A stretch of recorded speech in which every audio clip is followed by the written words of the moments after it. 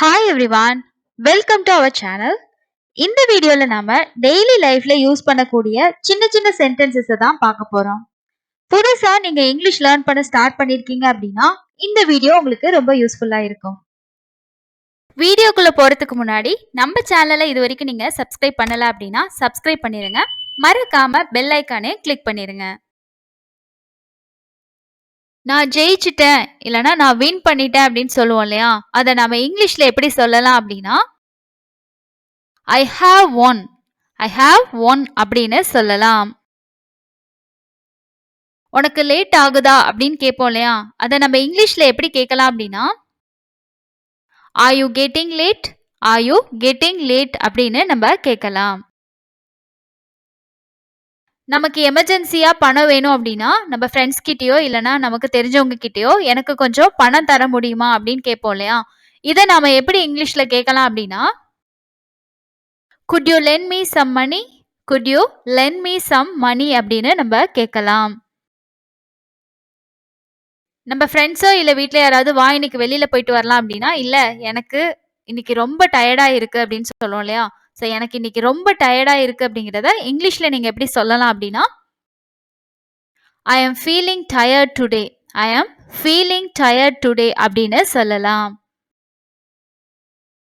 இதுதான் உன்னோட கடைசி முடிவா அப்படிங்கிறத நம்ம இங்கிலீஷ்ல எப்படி கேட்கலாம் அப்படின்னா is this your final decision?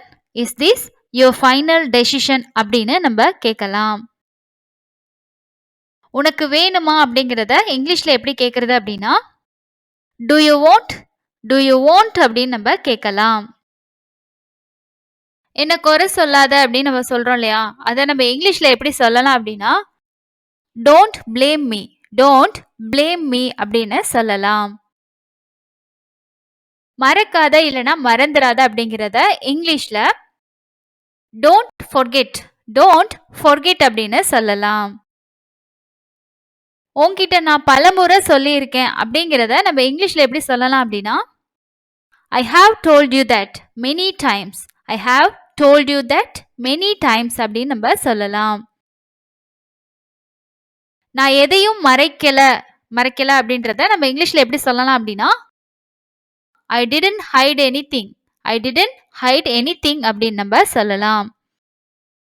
உனக்கு எவ்வளவு தைரியம் இருந்தா நீ இப்படி சொல்லுவ அப்படின்னு நம்ம சொல்லுவோம் இல்லையா, அதை எப்படி இங்கிலீஷ்ல நீங்க சொல்லலாம் அப்படின்னா how dare you say like this.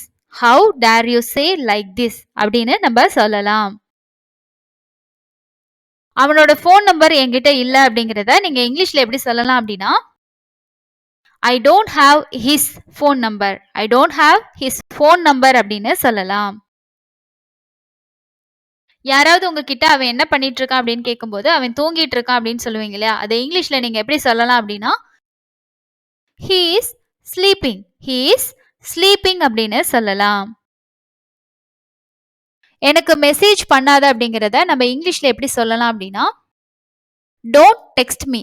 Don't text me அப்படின்னு சொல்லலாம். பஸ் ஸ்டாண்டுக்கு எப்படி போறது அப்படின்றத நம்ம இங்கிலீஷ்ல எப்படி கேட்கலாம் அப்படின்னா how can I go to the bus stand. How can I go to the bus stand அப்படின்னு கேட்கலாம். ஏன் இப்படி நடக்கிற இல்லைன்னா ஏன் இப்படி நடந்துக்கிற அப்படின்னு நம்ம கேட்போம் இல்லையா, அதை இங்கிலீஷ்ல நீங்க எப்படி கேட்கலாம் அப்படின்னா why are you behaving like this? why are you behaving like this அப்படின்னு கேட்கலாம்.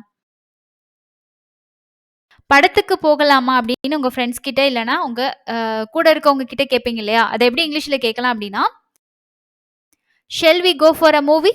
shall we go for a movie அப்படின்னு நீங்க கேட்கலாம். இது நடக்கவே நடக்காது, இது சாத்தியமே இல்லை அப்படின்னு சொல்லுவீங்க இல்லையா, அதை இங்கிலீஷ்ல எப்படி சொல்லலாம் அப்படின்னா இட்ஸ் இம்பாசிபிள். இட்ஸ் இம்பாசிபிள் அப்படின்னு சொல்லலாம்.